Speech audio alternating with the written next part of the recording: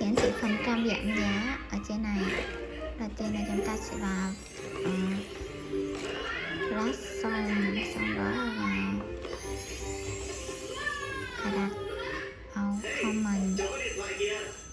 Comment ở đây thì chúng ta sẽ bấm xuống comment, bấm vào khác này thì chúng ta sẽ vào danh mục sản phẩm, bấm vào danh mục sản phẩm thì chúng ta kéo xuống dưới cùng thì ở đây có nút có tham sao auto test thì chúng ta sẽ bấm vào cái hiển thị phần trăm giảm giá này.